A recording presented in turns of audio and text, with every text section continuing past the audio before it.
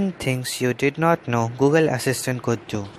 Google Assistant is a fairly intelligent piece of software that was the unique selling point of the Pixel phone until it was made available to many Android 6.0 Plus smartphones earlier this year. Now that a good chunk of Android users can use Google Assistant, it's time to remind everyone of 10 awesome things you can do with it. Of course, we are assuming you already know that Assistant can make phone calls, send text, set alarm, and all of those other basic functions. So, let's get started. Number 1. Make it read the news to you. This is a great feature that you probably aren't aware of. Google Assistant actually reads out news related to topics of your liking from sources of your preference, and these are actual people reading the news, not some speech to text conversion. To enable this, you first need to open the Google app, swipe up in the left menu, then go to Setting. Under Google Assistant, click Setting, then News. Here you can add news sources like CNN, BBC, Reuters, WSJ, Bloomberg, Time, etc. There are also a bunch of publications with spoken coverage of tech news, business, sport, health, science, politics, etc. Once you have set this up, just say play the news to Google Assistant. Now all those sources you choose will start playing one by one. You can also control playback by saying next to jump to the next publication, or pause or stop to perform those action. You can also play news from a single source by saying the name of the news source directly. For instance, try saying BBC News or CNN News Briefing to Google Assistant. Number 2. Reminder and the shopping list. You probably didn't know you can ask Digital Assistant to remind you of something at a particular time, but did you know that you can use location reminder to be reminded of things as you arrive at a particular place? Just try saying remind me to spend quality time with my family when I reach home to Assistant, and provided you have set your home location, it will push the reminder whenever you are there. You can set your home and work location by going to Setting in the Google app, then Setting under Assistant, then Personal Info at the bottom. Beyond this, you can also make Google Assistant remember things that you have no time or location trigger. For example, say, remember that the house keys are with my mom, or remember that the gas turns off if you turn the knob to the right. Now you can just ask, what did I say about the gas? Or where are my keys? And Assistant will show you the relevant answer. Lastly, for the times you need to add things to your shopping list, just say add X to my shopping list. Saying this will either add that item to the shopping list in the Google Keep app, or in most recent update store it in the Home app. To quickly bring up your shopping list, say what's on my shopping list. Unfortunately, you can't delete item off the list just yet. Number 3.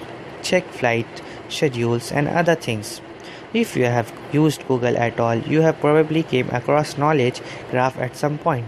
Those little cards that contain the answer to your search query. For example, you will see a card that says 1st June 1937. When you ask when was Morgan Freeman born, Assistant will also conversational, meaning if you ask what was his first movie, it knows you are talking about Morgan Freeman. And Google Assistant, just like Google Now before it, read those cards out to you for a hands-free experience. So you can ask things like where is UA48 right now to know the flight status of United Airlines plane.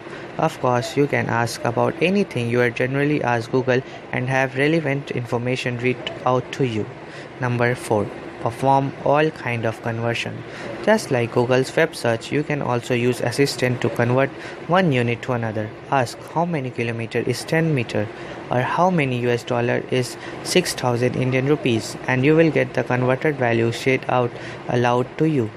You can even ask things like what time will be in Los Angeles if it's 2 a.m. in India, and it'll do time conversion too. Number 5. Translate sentences. With the help of Google Translate, Assistant can speak entire sentence you ask it to translate from one language to another. For example, say, how do I say thank you in Hindi? Or how do I say hello in Spanish? To have translated sentence to appear on the screen as well as heard through your phone speaker. Number 6. Get traffic information. Google Assistant can get you out of a jam literally, other than navigating you somewhere by voice. You can also check traffic information from your location. To do that, ask time to Madison Square or whichever relevant place you want to check before starting the drive. Number 7. Play music and video. You can play music via streaming service like Google's own Play Music and even YouTube videos. It's a bit weird that you can't configure third-party app like Spotify and Pandora. There just doesn't seem to be a way to change the defaults on Android phones for now. Nonetheless, saying play Daft Punk will start playing the music, whereas saying play Daft Punk on YouTube will start playing the video. Assistant will also control music playback for you. Turn the voice up or play the previous track, you get the idea. Number 8. Toggle setting. Apart from controlling music, there are other toggles that you can control by asking Assistant. Say, turn the flashlight on or turn the Bluetooth off and see it happen. The what can I do section in the setting also suggests things like taking a selfie, but when I told Assistant to take a selfie on my Galaxy S6, it just opened the camera app, so your mileage may vary. Number 9. Control smart bulb and other IoT devices. The Google Assistant works with all kind of Internet of Things devices, IoT. From Philips Hue or Lifix smart bulb to Nest thermostat to Belkin Vimo smart plugs to Honeywell and Samsung SmartThing product and more. If you happen to own any of these or they are now excited at the prospect of owning one, you can configure Google Assistant to work with them. Saying turn off the bedroom light will turn those off. To pair these smart devices with your Google Assistants, go to Setting in the Google app, hit Setting under Assistant and click Home Control, and you can be organized about it too. Other than adding these devices, you can create rooms in settings that contain this device. That way you can just say turn off all the light in the bedroom to turn off every smart bulb in there in one go. Number 10. Find things in app. Last but definitely not the least, if you are using other Google service like Google Photos, Assistant can help you just find what you are looking for. But you have to be careful with what you are asking. For example, saying show me picture of my dog. Show me picture of dogs is stored in my Google Photos. I could even fine tune the query by saying show me my picture of my dog from 2014. Saying show me my picture of cars showed me my picture that had cars in them. But I had to explicitly say show me my picture of or show me picture of my, because if you drop the word my from either of those sentences, you will end up saying Google image search result, then the ones from your library. Finally, you can search within your message too by saying show me emails from so and so, or by asking do I have any text messages from Prashant for text message. When driving, Assistant will also read out your SMS message for you if you say read out my messages.